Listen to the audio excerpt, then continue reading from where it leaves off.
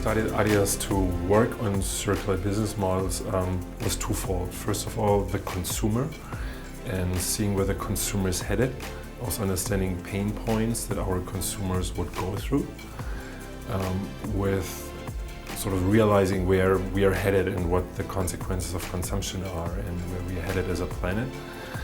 But at the same time still wanting and seeking clothes and difference in clothes and newness and change.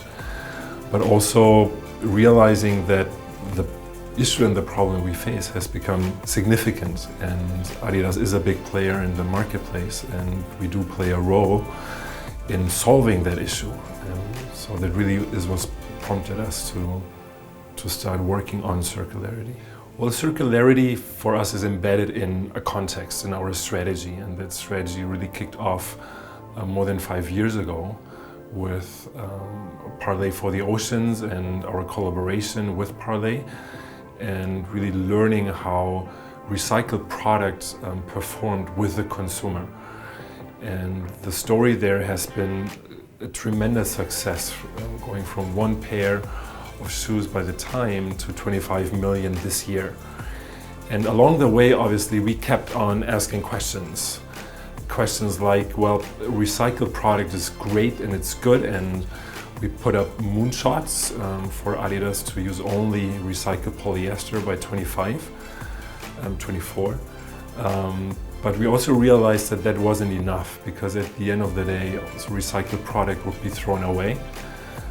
Yet there is no way, right? It's just somewhere else. And that realization really prompted further questions on how could we create product that could live on and on, like product made to be remade, going from one generation to the next generation, and that led us to a future craft loop.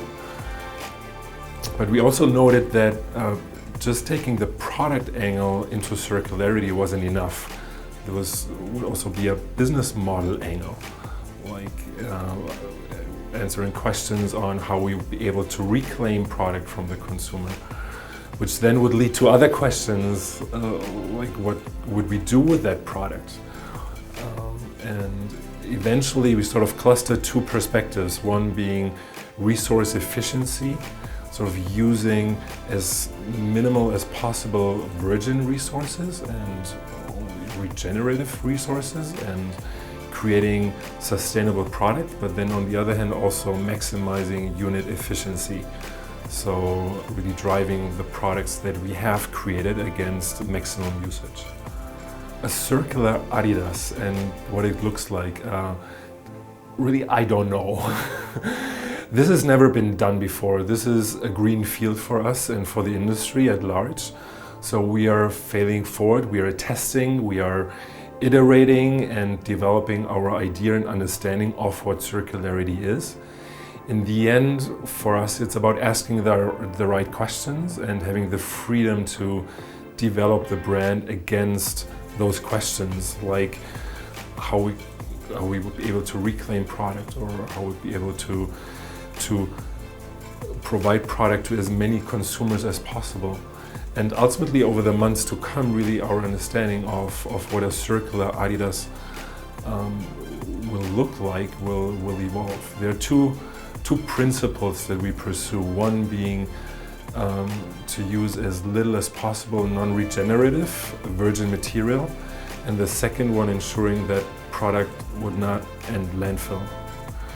And those 2 principles are sort of the guardrails we have in place for the time being to develop the brand against. The advice I would give to other businesses is to be open-minded and to look at circularity and circular business models as a means to engage with consumers and to drive innovation and to do things differently. And that's very important in the marketplace these days, to always evolve and try new things.